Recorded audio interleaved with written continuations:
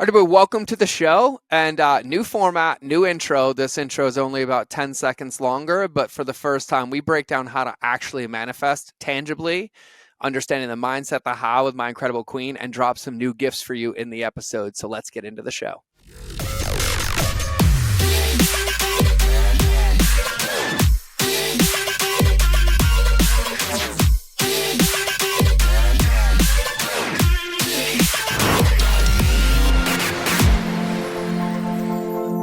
All right, everybody, welcome back to another episode of the Mind of George show. And you're in for a little bit of a, let's call it a brake check U-turn, back on course and hitting the gas pedal.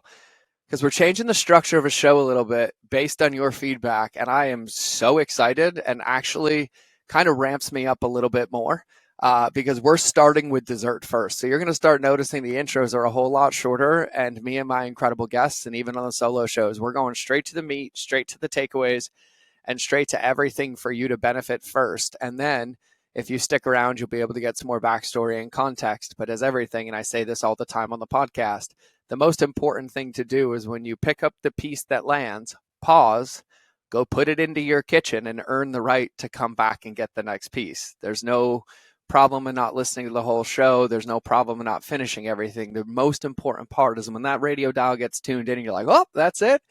Pause and go tune that shit into your kitchen, install it, taste test it.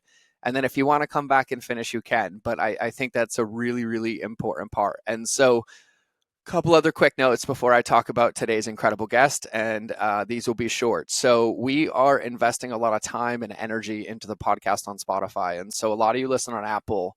And if you don't change your listenership, that's fine. But I highly recommend getting a Spotify account and subscribing over there. And just in the world of business, I've said this a few times already, Apple's getting their ass beat by Spotify when it comes to podcasts.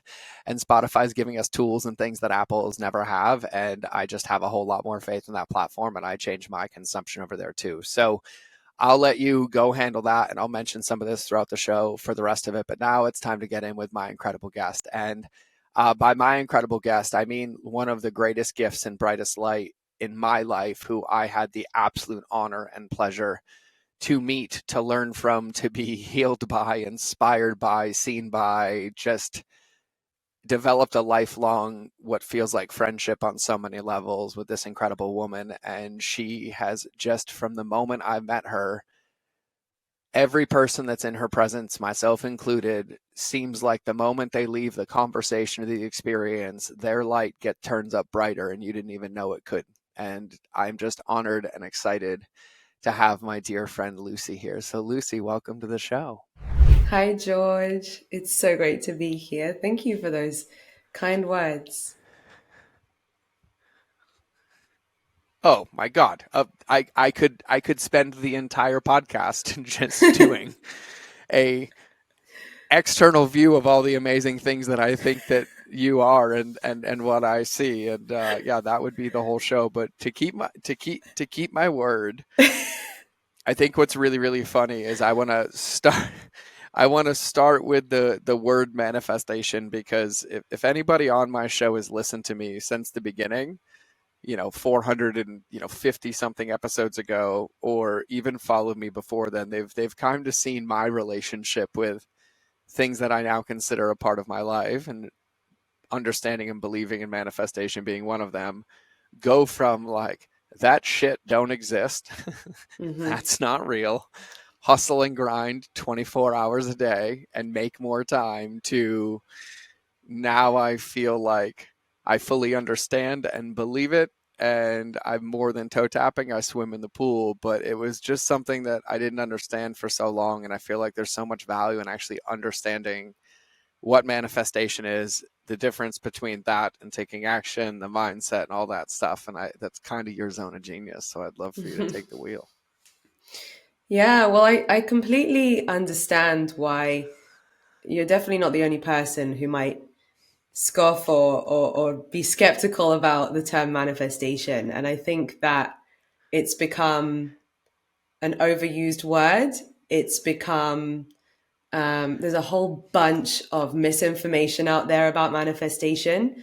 As a manifestation YouTuber myself, I understand the YouTube game. I understand the clickbait, like what words to put on the thumbnail to try and get people to click. And so there's so many videos out there, which is like, just do this one thing and you'll instantly manifest everything that you want, or whisper this word, or put this thing under your pillow and you'll be a millionaire. And I think all of that junk, unfortunately, has kind of tainted how powerful we are.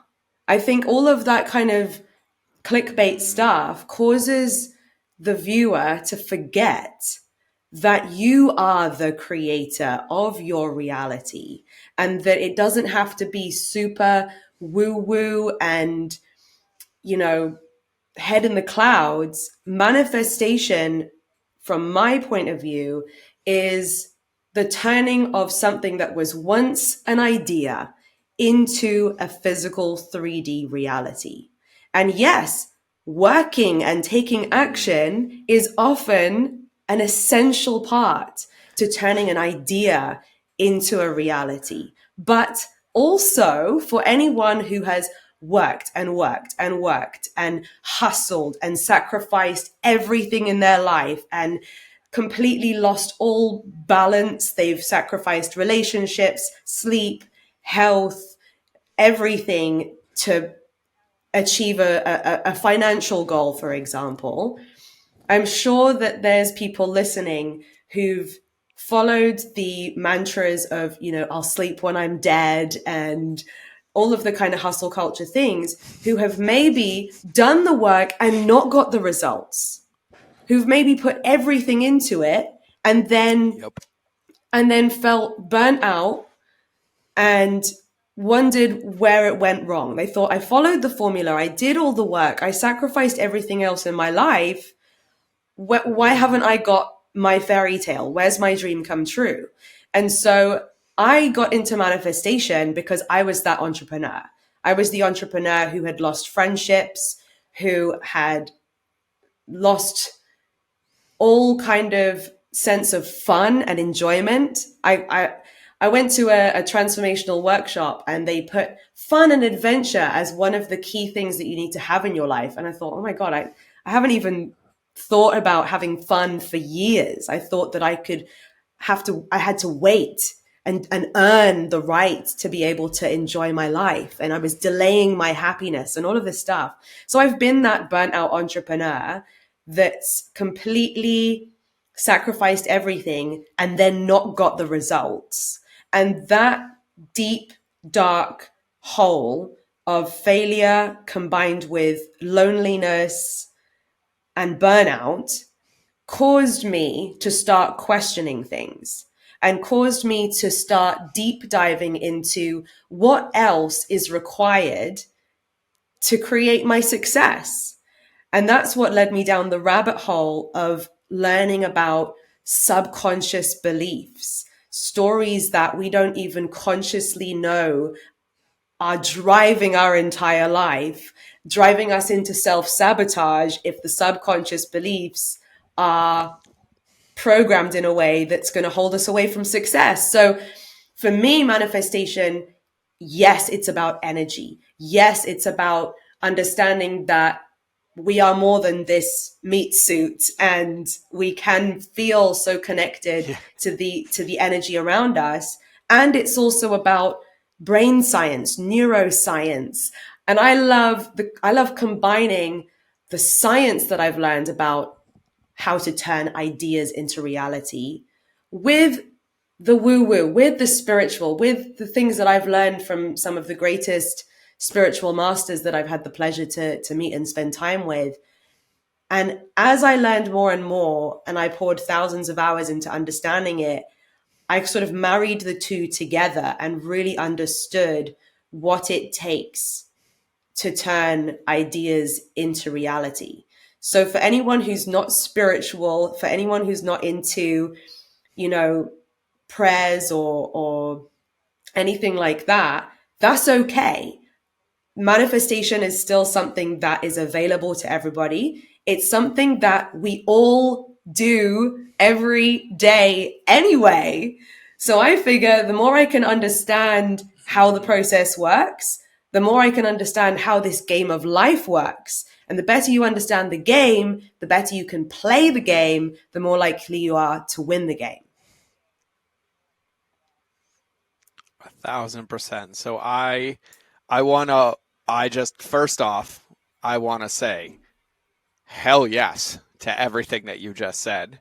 And the only thing that tickled my intuition was for people listening, Lucy, and thank you for saying this when you said when you keep bumping your head up against the wall, you're hustling and not creating the results. It's because your subconscious beliefs are in the driver's seat. I had a personal development coach say to me, she's like, the reason you don't have what you want is because you think you're driving, but you're sitting in the passenger seat, and every one of your triggers and wounds is driving that wheel further and further away from your vision. And so, for people listening, it was something I didn't understand for so long, but basically, all that means is that, like, when we get triggered, when we get overwhelmed, when we get something bad happens in the business, something bad happens in our life, and we have an emotional reaction in our body, in that moment, our body has a behavior that happens subconsciously that it just defaults to that sometimes we won't realize, whether it's endlessly scrolling on our phone or sitting in front of the TV for 2.5 hours and not realizing it and thinking it was only 10 minutes, or going to emotionally eat and then catching it after or maybe in the process, right? It's just any level of where something triggers you, and a something other than conscious thought that is aligned with where you want to be in the future takes over, Mm-hmm. and that's when it drives. And I think I struggled for a long time because I was like, what's wrong with me? I don't get it. And I was like, oh, like I'm like literally triggered. I see red and my body's survival mechanisms take over. I need to pause and pattern interrupt. So I just wanted to say that really Mm, quickly because it helped me understand it. And so, Lucy, yeah. I have a question, and you can riff on this in any direction because how you broke that down was so eloquent and so powerful for people listening. What do you think are like some of the common, or what are some of the common speed bumps or roadblocks that people bump into when it comes to taking what you just broke down as manifestation, but like applying it into life, or figuring out how to use it, or like what are some of those roadblocks and challenges that people can avoid or utilize? Or I would just kind of love to hear your thoughts on that. Yeah, absolutely. So I love that, we're actually really acknowledging the whole importance of getting our mind to work for us, not against us. I think something Yeah. that, I mean, hey, 95% of our brain is subconscious, right? So to your point, what you were talking Mm-hmm. about, when we, if 95% of what we do is governed by our subconscious programming, that's why it can feel like day after day after day, we set a good intention, we make a new plan, we want to create a new habit, and we watch ourselves like a car crash in slow motion, sabotaging, holding ourselves away from it. A whole day goes by and we've procrastinated and we wonder why. And we had all the good intention in the world, but it feels like our own brain is working against us. And so Mm-hmm. that's something that I spend a lot of time talking about on YouTube, helping my clients with, is how can we get our mind to work for us instead?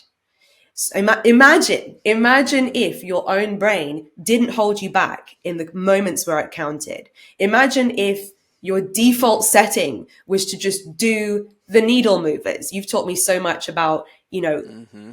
trimming down the to-do list and focusing on Yep. those top three things that are going to actually move the needle forward.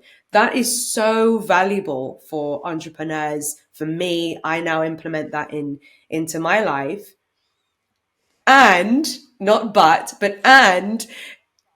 there's still the fact of how do we get our mind to actually allow ourselves Work to for make us. it that easy, right? So Mm-hmm. if I could sort of highlight the things that really matter, because if somebody who's brand new to manifestation went to Google now, went to a bookstore now, went to YouTube now, and tried to digest the millions, if not trillions, of hours of information about manifestation. Like, how can we look at the needle movers? How can we trim all the fat and just get to the bits that really count? So the first thing that I would say is that Can I insert a pause point real quick, Luce, because I love where you're about to go, and I think for everybody, just real quick, I need to say this. This is a good time to write down or remember Lucie's handle, which is Life by Lucie, and I am a avid subscriber of her YouTube channel and also an avid follower of her Instagram. They are both Life by Lucie, and I know exactly where she's about to go right now, and I love her for this. So I'm also going to take this moment to let you know that we decided to cut the fluff for you, and Lucie recorded a very, very special gift and an incredible gift for all of you listening that will be launched in simultaneous fashion as this podcast launches. And the only thing you have to remember is remember SOS, but you're going to go to mindofgeorge.com/SOS. Just remember the SOS because you remember mindofgeorge.com. So when you hear this podcast, if you go to mindofgeorge.com/SOS, you will see an incredible gift and a tool and a massive resource that will cut the line for you when it comes to implementing manifestation and what we're about to talk about. And so before Lucie, you went on your next download of wisdom into everybody's soul, I wanted to put those in there because I think it's important that people surround themselves with this because you're so articulate and kind of cut through the noise for everybody else that helps them apply it. So now I would love for you to continue your rant that I interrupted you for. Thank you. Thank you. I You're welcome. have no issue with you interrupting me to plug me. I mean, go ahead. But anyway, so you know, I told you in Bali, I will be your hype man forever. I will intro you for keynotes, podcasts. You can call me for every podcast interview you do, and I'll intro you for other people's shows. I don't care. I'm in. I love it. Thank you. So of course. I think an easy way to explain this the first thing that comes to mind is actually to say that when people look at manifestation, they are presented with a bunch of different manifestation techniques and methods. And if you go onto YouTube and you search for what's the best manifestation technique, you'll find hundreds of different quirky things that you can do, whether it's like writing your dream on a piece of paper and putting it under your pillow, or filling 2 cups with water and like pouring from one to the other. And I don't even know what half of them are. There's the 369 method, the 5x55 method. There's so many. Okay, there's so many. And if you want to explore them all, go for it. Usually there's, comment sections of loads of people where they've tried these techniques and it did work. But why does it work sometimes for some people? And also, why does it not work sometimes for some people? When we understand why these techniques work, that's what really matters. I personally like it when things are grounded in logic and fact. And then it means that whatever method I find enjoyable, I understand what buttons it really needs to hit in order for it to actually work for me. Okay? So essentially, and this is something that's probably not new information to your audience, even if manifestation's a new thing to them. What we focus on, what we add power to, what we add energy to, is what's going to grow, right? It's what's going to expand. Preach. So the art of manifestation is to tune your mind to be laser focused on what you want, on who you want to be, on where you want to go, on the life that you do want to create. And on the flip side, it also means not spending most of your day focused on the situation that you don't want, that you don't like, talking about the things that you don't want, because the mind, especially the reticular activating system, which is part of the mind that filters information, whatever we focus on, our mind will obediently show us more of it.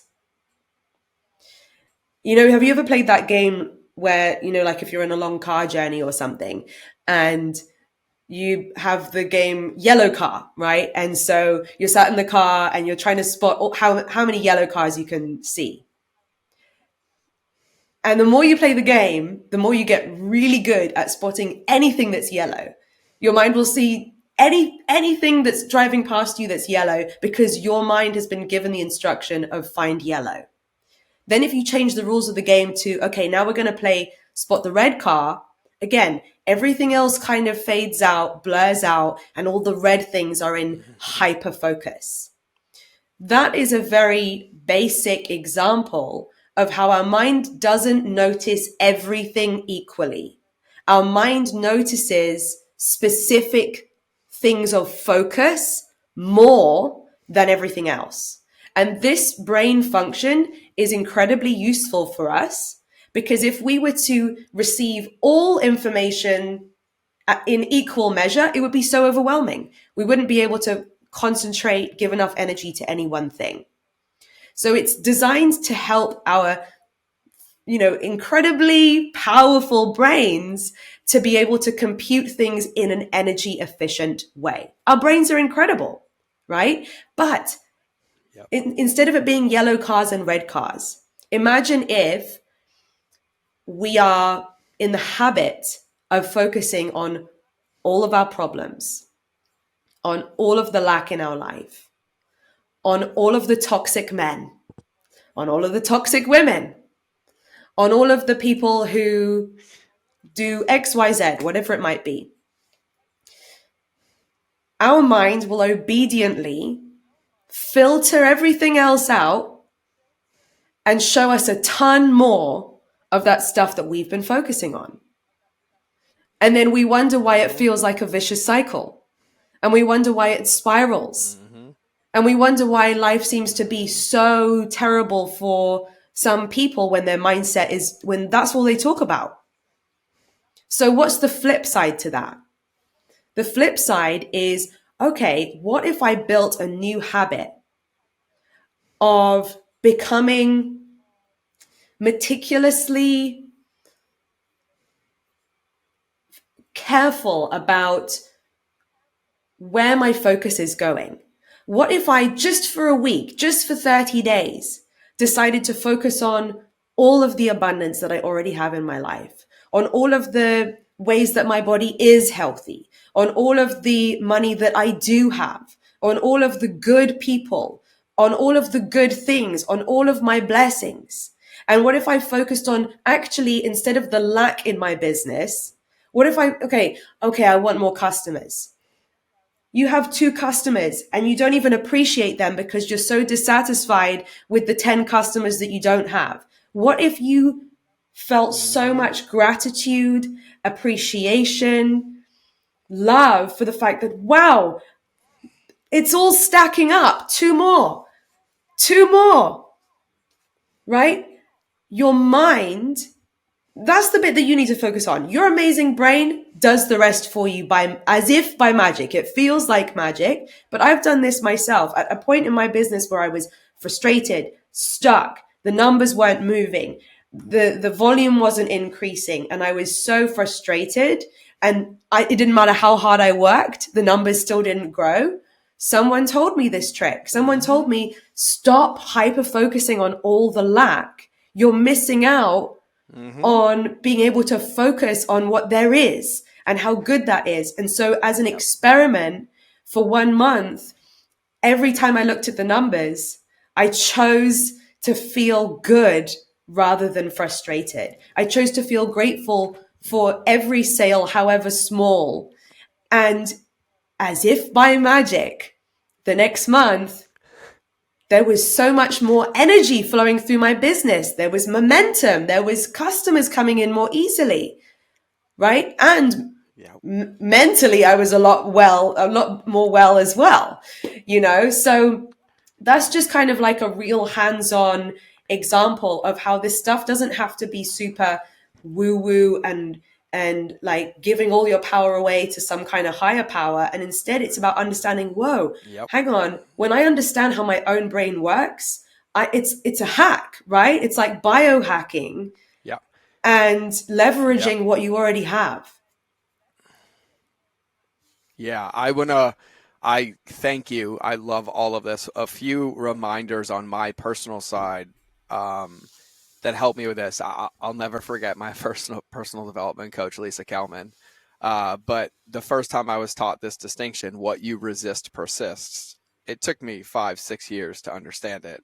But then once I truly understand the fortune cookie, that's the one that I keep in my back pocket of like Mm, genuinely understanding, knowing, and having so much evidence in my life that in a moment where I'm feeling off, if I'm focusing on all the stuff around me that I do not like, all I do is bring more of it. And I've seen it so many times, which is why I'm obsessed with the state change, which is why I'm obsessed with the SOS model I made for everybody, which, by the way, is what I referenced earlier.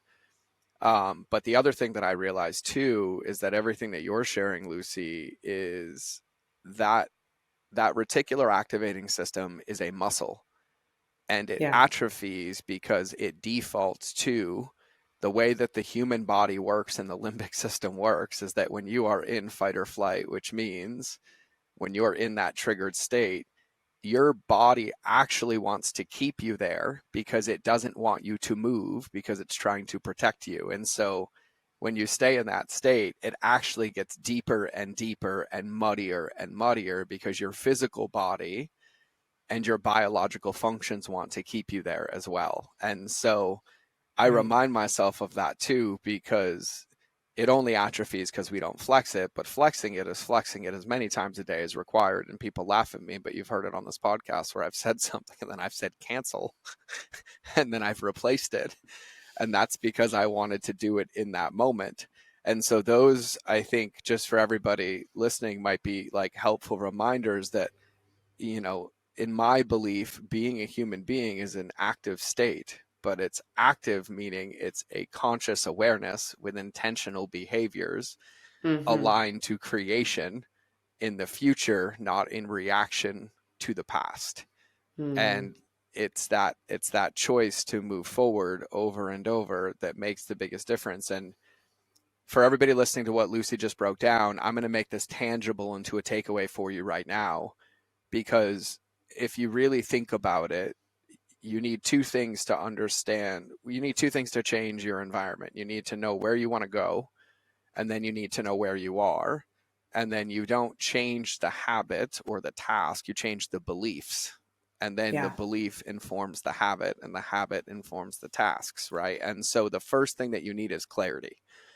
And so the gift that we're giving you on the mindofgeorge.com/SOS is only 15 minutes. And I just invite you to be in a quiet space where you give yourself 25 minutes to close your eyes and listen, and then have 10 minutes with a pen and a piece of paper to let every ounce of clarity of where you want to go flow out.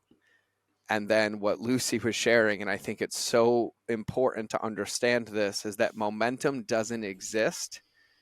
Motivation doesn't exist. It comes from evidence, inconsistency, Yeah. which creates momentum, and the momentum is what creates motivation.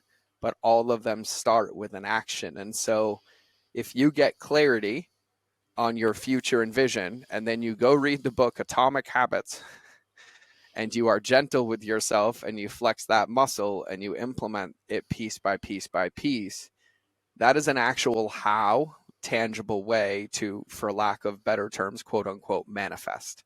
Yeah.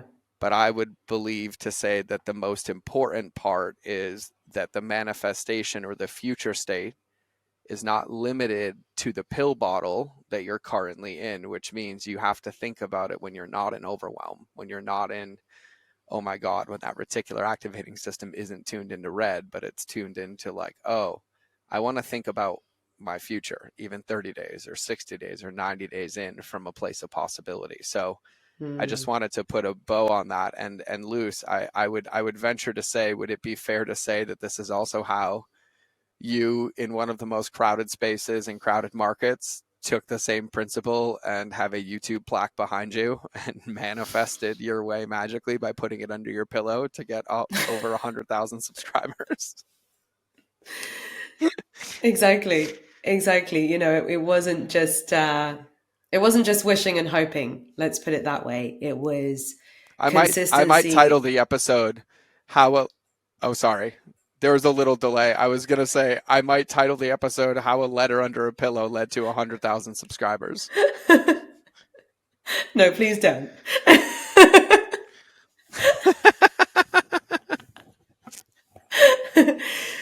Yeah, exactly. That's, it what we're talking about.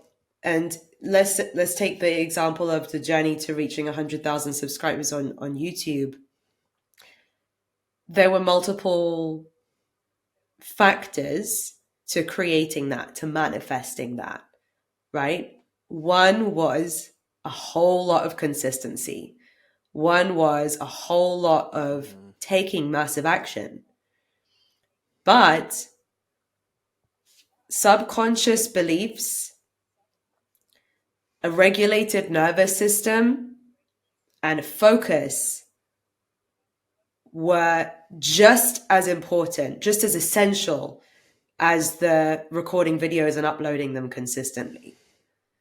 So, Mm-hmm. and so far I've talked about yellow cars, red cars, what you focus on expands. So be more positive, and there might be some people listening who are thinking, yeah, well, I am positive, and I've heard about all this positive thinking mumbo jumbo, and I've heard about toxic positivity where people aren't even allowed to express their emotions and things like that, and that doesn't sound very good. And I think I want to expand upon the fact that it is not just about think positive thoughts and you will get there. I personally, just to caveat what I said, am a huge advocate for feeling, processing, and releasing emotions. And George, because you've seen me Yes. process and release some of my darkest, dirtiest, most painful emotions that have been living inside of my Uh-huh. body, and I felt so much lighter and clearer as a result of that. So I'm a huge fan of letting that dark energy out so that your vessel is clear and open. Um, but Can we talk about that real quick, because yeah. I think it's a perfect time. So like people like, because I think with your breath work and us in Bali, I feel like you nailed it. And for everybody listening, I'm going to give credence to this. Like I've actually just created new models to teach everybody in the alliance, because there's an understanding that no matter how many plays you install in your playbook, if you're at the capacity of yourself as a player and you don't build the player or increase the strength of the player or create space in the player, there's no space for those new plays to stick subconsciously, and they can't. And the pattern repeats over and over. And in my opinion, no matter what you slice this, is that entrepreneurship is 20 years of therapy on a couch every day if you choose to see it that way. Mm-hmm. And the faster you bite it, but you understand, and I'm gonna be a broken record, but Lucie's heard this from me before too. When Alex Sharfin says you don't have the business you want because you haven't become the person to run it, it's not because you're missing a play in the playbook. The deepest understanding is that you haven't flexed the emotional muscle enough to be able to handle the stress of what's there, because it's forcing you into the passenger seat and your emotions into the driver's seat, which means if that's happening, there is no space for more. But it's an emotional journey where we have to actually feel it, right? And I say this because the kids' books always nail it, and Branson's favorite book up until a year ago was Bear Through the Woods. You can't go over it, can't go under it, can't go around it. You got to go Mm-hmm. through it, right? Yeah. It's a buffalo, and it's everything. And just for some context, I feel like I was given the greatest gift of my life by being able to facilitate a women's retreat in Bali, with Julia, who's been on the show, and Lucie absolutely was an incredible gift and a participant that turned into one of my greatest teachers.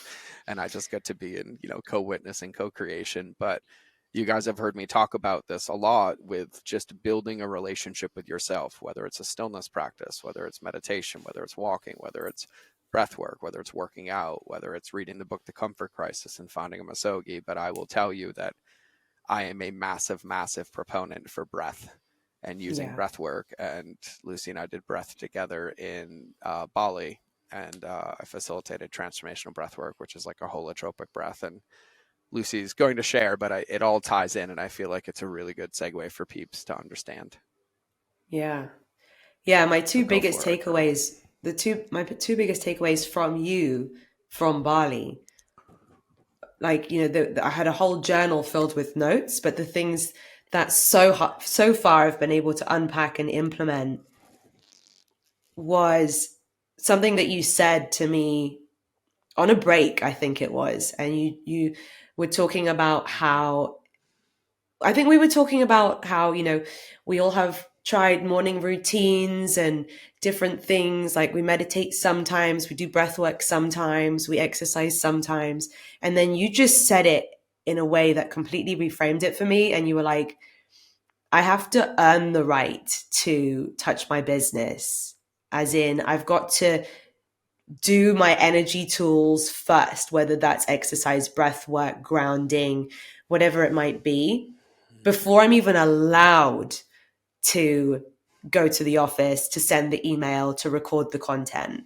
And that reframe completely flipped my priorities. It went from being like, oh, I'll do that when I have time, when I'm in the mood, when I'm feeling good, on a good day when everything's fine, to being like, if you want your day to go well, if you want your efforts to actually lead to something, if there's no point, it's futile just doing the work if you're not doing the energy work first. So that was one of the biggest takeaways I got from Bali. And every day since we were together at that retreat, without fail, when I wake up, I do 20 minutes of breath work. I exercise, I go outside. That's like, even on a busy day, those things get done first Mm-hmm. before I check my WhatsApps, before I check my emails, before I go on social media. And the difference that's made is incredible to my mental health. I've definitely lost body fat as well, which is just crazy just from doing like breath Yep. work consistently. It's bonkers. Just my Yep. ability to regulate Yep. emotions, handle stress, all of that stuff is wild. So that was one of the Yep. two biggest takeaways I got. And then the second biggest takeaway was your model about needle movers and prioritizing those, like top three things. So The wedge even of on, expectations. Yep. and I think as an entrepreneur, it can be so easy to lose the plot and lose focus and get confused and lost in the details and the overwhelm and the fresh new idea and the shiny object over there. But to be able to just take it and break it down and go, have I done my energy work first this morning? And what are the top three things which, if I do them, I will move forwards. If I don't, my business will gradually fail.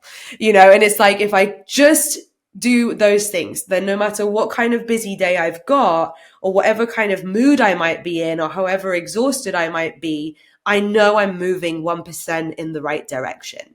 So yeah, I just felt like that was an important really thing to share, since we're talking about Bali now. And yes, in Bali, the breath work, holy cow, the breathwork session that we did together on day 5. The last day. Yeah. Yeah, Yep. the holotropic And breathwork. upstairs. Yeah. Yep. Oh my God. Oh my God. So, I mean, I'm trying to think where to even begin. I remember we were all, so it's in the middle, like, let's set the scene. Let's set the scene, right? Yeah, let's set the scene. You set the scene. Yep. We're in this stunning 2-story wood cabin in the middle of the rainforest in Bali. And you can hear in Bali. All of the insects, the birds, the animals. There's no windows. There's everything. There's just open walls. No, all wide open. So there's the breeze coming through, the sun's shining straight in. There's no glass, there's no wood. It's just open air. And I remember we walked upstairs and you had What were you going to say? Go ahead. Oh, I was going to say the last thing I'll say is to set the scene is that we also naturally how it worked out was literally right. We were prepping and walking upstairs for what Lucy's going to share right around when the sun was starting to set. So we started Mm, breath at golden hour and then finished in the dark, which made it yeah. so much better. But yeah, and then yeah, so we walked upstairs. Go ahead. Yeah, and you'd Palo Santo'd and saged the heck out of the room. Like there was just smoke everywhere. The sunlight was shining through. You had the music playing, and it felt like Yeah. such a safe space. You'd created a really, really safe space for us. And we all grabbed pillows and cushions and got cozy and got comfy. And you prepared us for what we were about to do together. And I knew going in that certain types of breath work, some are very lovely and comfy and cozy, but I also knew that some of them can be very profound, heavy, emotional. Years of trauma that have been trapped in the body can be released. And that although it can feel scary when those big emotions come up, there is nothing to fear. If anything, yes, let's freaking go, because like this means that things that have potentially been holding you back for years, emotional blocks, past traumas, can go. And all I remember is you just kept saying, if it's coming up, it's coming out. If it's coming up, it's coming out. And Yeah. every time I felt a wave of fear, I had three. So my experience was we're doing the specific kind of breath, and Yep. within minutes, my first wave came, and it was like a wave of sad, negative emotion. Right, I had three of these waves. One felt like fear, one felt like anger, and one felt like grief. And with each one that came up, like even though they all sort of involved crying and shouting and stuff like that, the three of them felt very distinct and different from each other. Mm. And I knew that each one was something that needed to be released. And you're like, my hands were tingling, my head was sort of spinning, and I could feel where there was energy in my body that I knew didn't need to live in my body anymore. And everyone's experience is different. So this was just my experience. Mm-hmm. But I was literally, you remember, I was like pulling it out of my Ripping it out. body. I was shaking my Yep. hands, getting it out of my fingers. Yeah, I felt like it was literally something that had been living in my body that I wanted to release. And I know that you encouraged us to scream, to cry, to hit our hands on the ground, and of course I was, it's probably quite common when you're in a group experience and when nobody has screamed yet and nobody has shouted yet, and you feel Yep. like, okay, I know that it would really help Yep. me to scream, but no one else is screaming. Am I going to be that Yep. batshit person in the room who's going to Yep. be the first to start screaming? What's everyone else going to think of me? Are they going to be judging me? Are they going to be thinking, oh my gosh, she's got some real demons? What the heck is wrong with her? And Uh-huh. like all of that stuff in my mind was obviously happening. But I put it all to one side and I realized I've flown all the way across the world to come to Bali. I set the intention that I wanted shifts, I wanted breakthroughs, I wanted healing. I wanted to leave behind this chapter and leap into my new chapter. I didn't come all this way to hold back. I didn't come all this way to worry about what other people may or may not even be thinking about me. Who cares what they're thinking about me? Yep. They should just be focused on what they came here for. I'm going to just focus on what I came here for.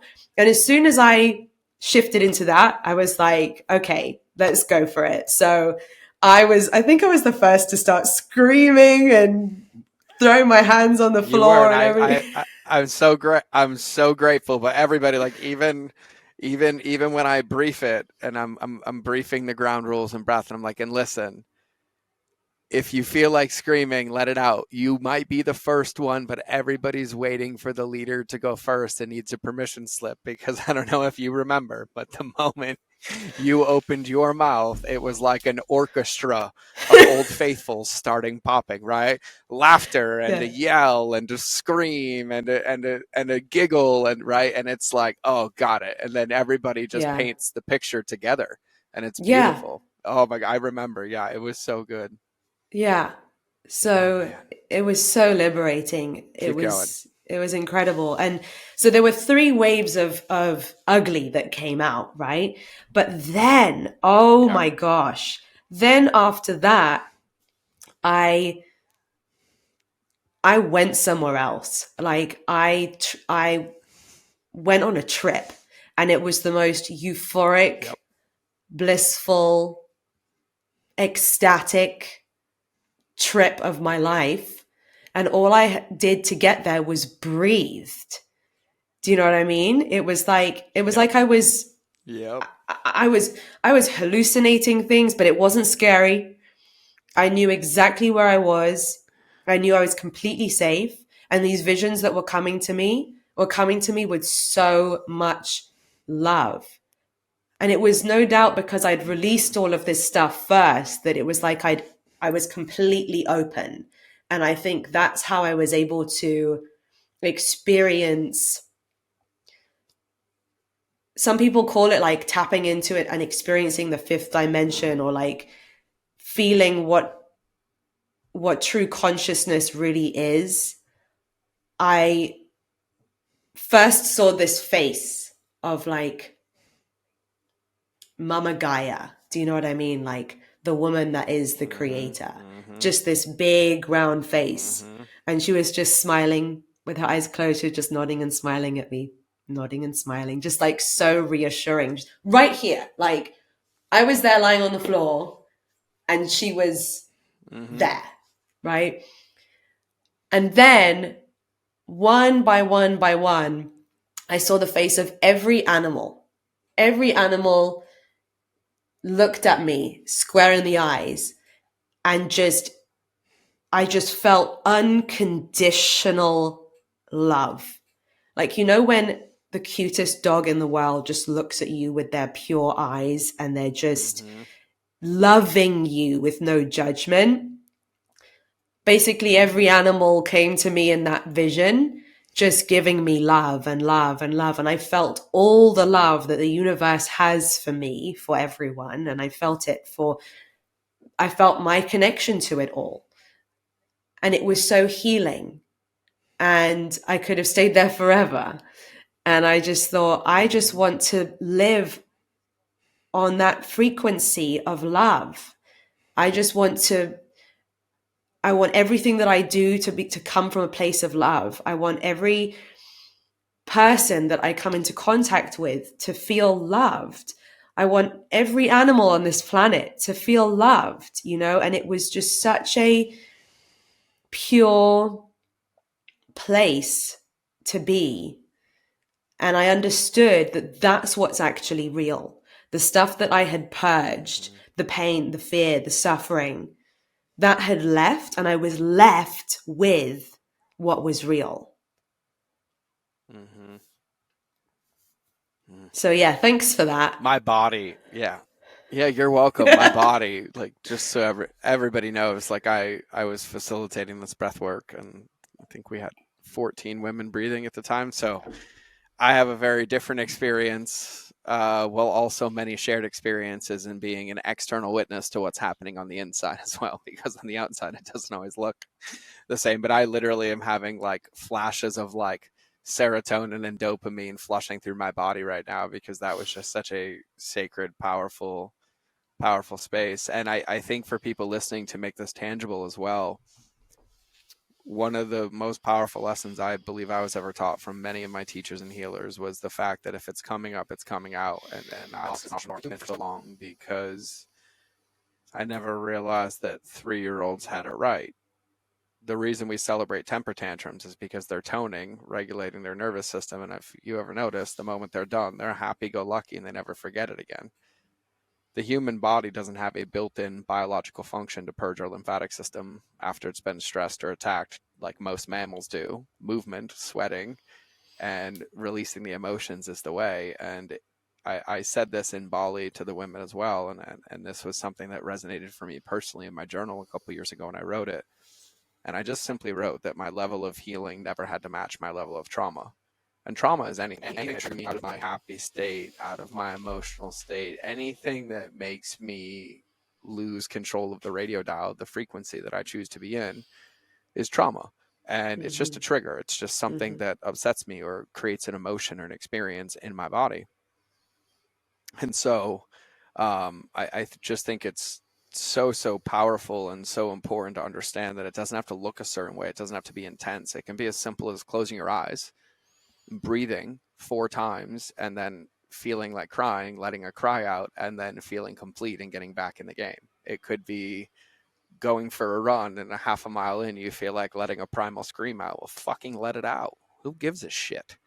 I don't care. Yeah. And I'll tell you this. I'll tell you this all right now. And this is like, it's not embarrassing, but it stretched the ever living shit out of me. And I realized that there's a lot of benefit in this, but I really struggled celebrating. I really struggled with this game of like regulating my nervous system. So Stefano Stefandos, who is my brother and my soul brother and husband, said to me, great, here's what you're going to do.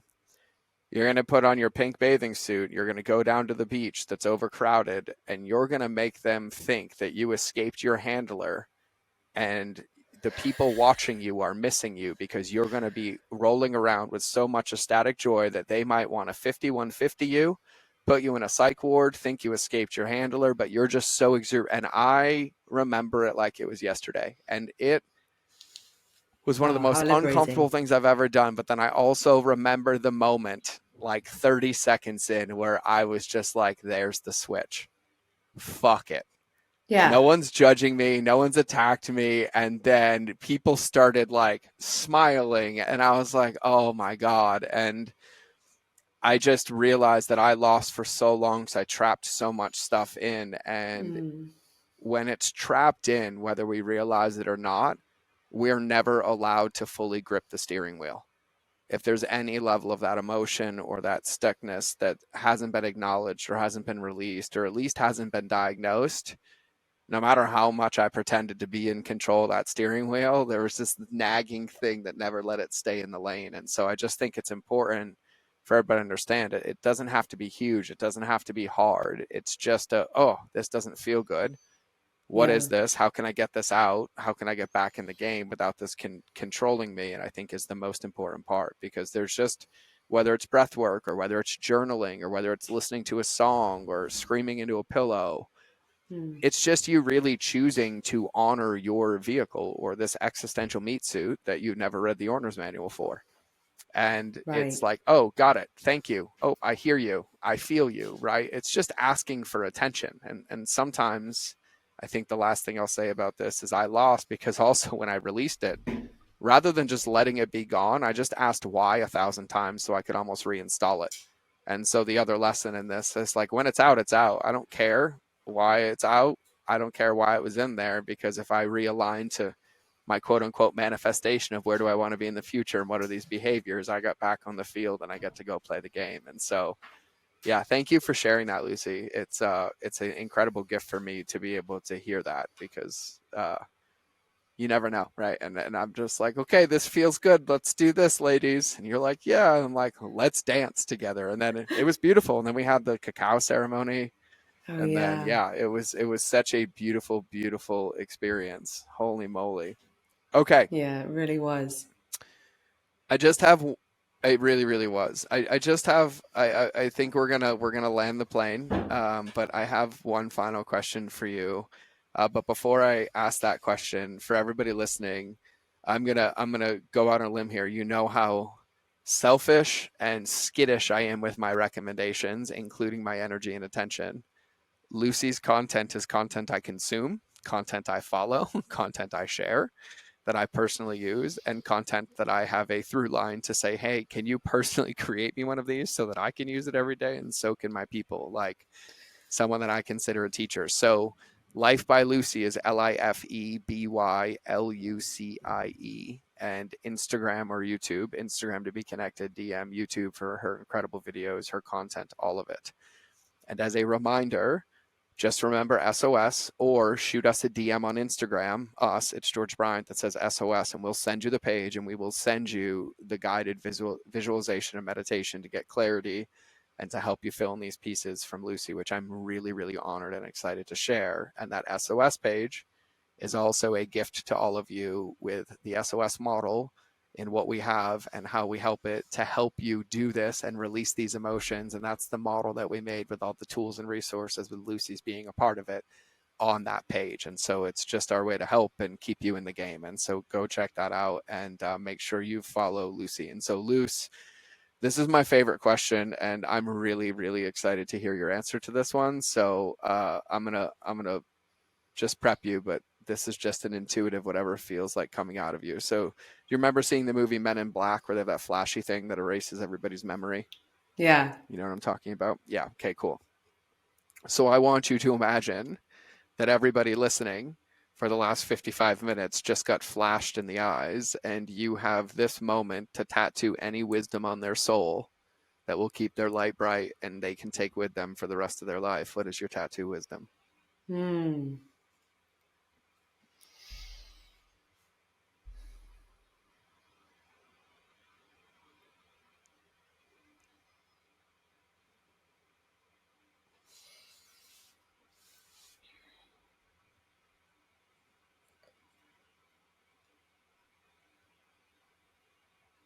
The life that we have now is has been created by the stories that we tell ourselves. There have been experiences that we've experienced, and we made it mean something about us. We made it mean something about how life has to be moving forwards. And so much of the things that we feel when we feel stuck, when we feel like things aren't working, when we feel like a certain level of life just keeps not being available for us, if we're in a pattern that we are stuck in, the place to look is, what's the story? What's the story that I've been telling myself? And what if that story didn't have to be true anymore? And when we identify the story, let it go, and decide to commit to living out a new story, to start telling ourselves a new story, then all of a sudden the things that we have felt are blocked off and unavailable to us will become available to us. One of my favorite ways to rewrite stories and retell stories to myself is by saying, it is safe for me. It is safe for me to use my voice. It is safe for me to take up space. It is safe for me to be consistent in my action. It is safe for me to make loads more money. It is safe for me to open my heart up to other people.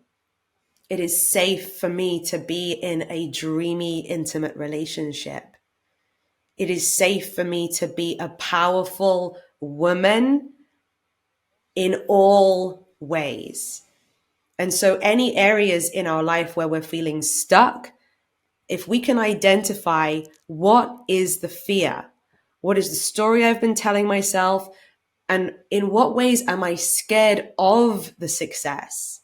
And then if we can speak safety all over ourselves and change the story and make this place where we live all the time, if we can make this feel safe, then there is nothing that we cannot be or do or have.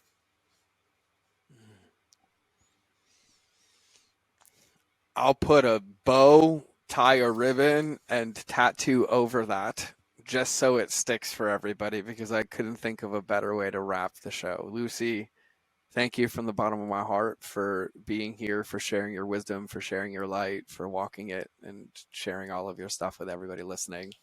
For everybody listening, make sure you go follow Lucie, Life by Lucie, everywhere. Make sure you connect with this incredible woman. The SOS is mindofgeorge.com/SOS. And everything will be linked there. And please make sure you go subscribe on Spotify and maybe start thinking about changing your environment, which will also help you focus and not be distracted by YouTube and be able to implement these nuggets. And so, with all of that, remember the most important thing, and that's that relationships will always beat algorithms. So we will either see you in the next episode or you will hear me in your earballs. But either way, we're out.